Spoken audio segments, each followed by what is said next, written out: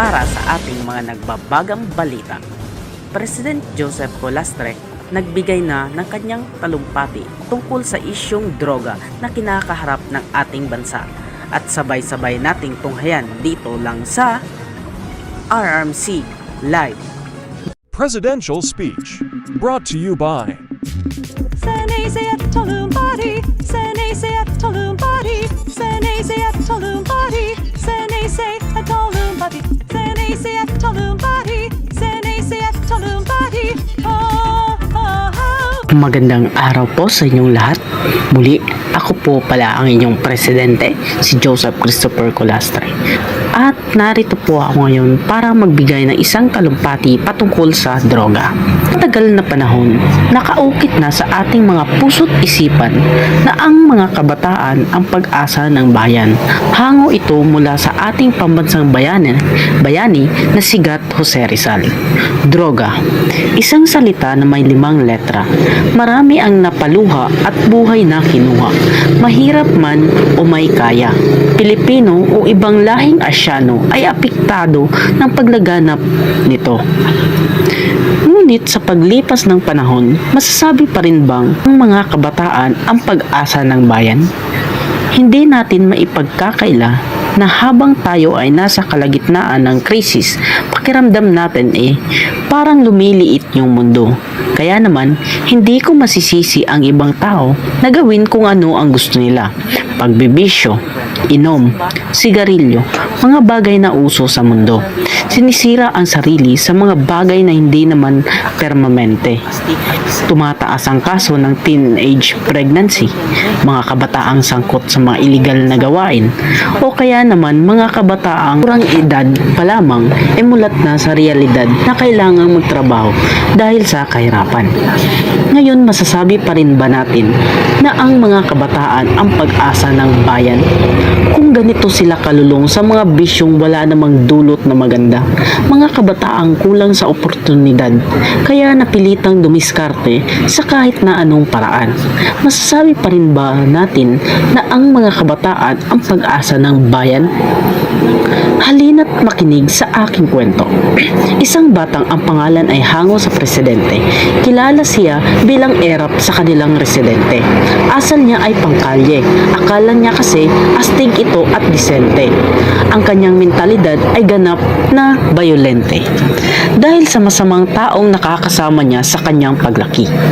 Tanging si Aling Laura lamang ang bumubuhay sa kanya at lumaki siyang di nasilayan ng ama. Kaya't di nakapagtataka na siya ay galit sa mundo. Naisipan niyang magrebelde at kanyang buhay ay nagkandaletse-letse.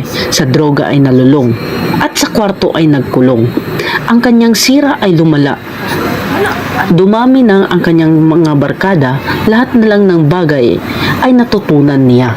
Natutong uminom, manigarilyo at magdroga. Akala niya ay pelikula kaya turing niya sa sarili ay pangunahing bida. Ngunit pag siya'y nakadroga, lahat ng problema ay nalilimot. Kaya naisip niya pagdodroga ang solusyon sa kalungkutan at galit na nabuo sa emosyon. Kaya kapag wala siyang pangdroga, sa kanyang pang-araw-araw, pinapasok niya ang pang-hold up at pagnanakaw. Kaya't pumutok ang balita. Isang araw, ang ating batang presidente nakulong dahil sa pagsasyabu. Siya ay tuluyang nalulong. Ang presidente ay nasiraan ng bait. Siya ay nagsasalita at laging bumubulong. At hanggang sa ang sira niya ay lumala ng lumala ng lumala. Nang dumating ang araw ng kanyang paglaya, wala pang isang buwan ay nasa piitan dahil sa pagnanakaw at paggamit ng droga ulit. Sa kabila ng lahat, ang kanyang ina ay humanap ng paraan upang ang munting presidente ay matulungan sa bilangguan. Kanyang nanay ay nag-ipon at binibigyan siya ng tsansa sa halip na bumait ay lalo pa siyang napikon. At ang pagmamahal sa kanyang ina ay walang kaparehas. Pinili nitong ibenta ang laman para lang ilabas siya sa rehas. Isang gabi, ang presidente ay nagnakaw ng gamit upang makagamit.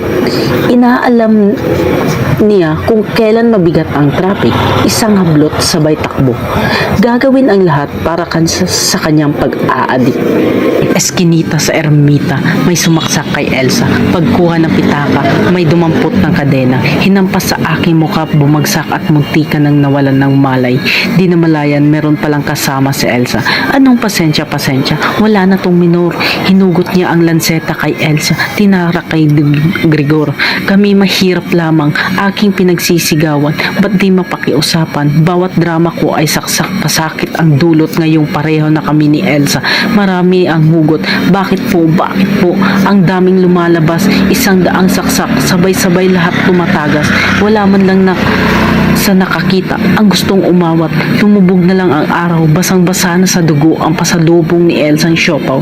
Sabi ko, pasensya na Lando, ayaw ko pang pumanaw. Ikaw mo, hindi ikaw si Lando. Ako iyong kapwa magnanakaw. Wala akong pake kay Elsa. Hangad ko rin ang kanyang pitaka. Titigan mo ako sa mata. Di mo ba ako nakikilala? Ako to yung tropa mo, adik. Pasensya na, kailangan lang ng pera. Maaring ito'y kwento, ngunit naganap na sa totoong buhay. Dahil dyan sa droga, marami nang namatay at madami pang babawian ng buhay.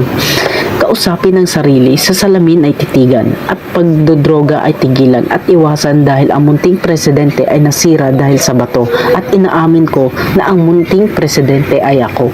Inaamin ko ako. Bilang isa sa mga kabataan sa ngayong henerasyon, masasabi ko na hindi solusyon ang pagbibisyo sa problema. Hindi sex ang makakapagbigay satisfaksyon sa ating sexualidad na pagkatao. Hindi kawalan ng oportunidad ang dahilan para kumapit sa patalim. Hindi ang pagpupursige at ang pagkakaroon ng pangarap, kagustuhang makapag-aral kahit ano mang antas ng iyong buhay.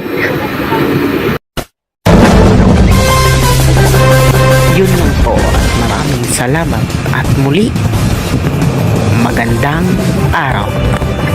RNC.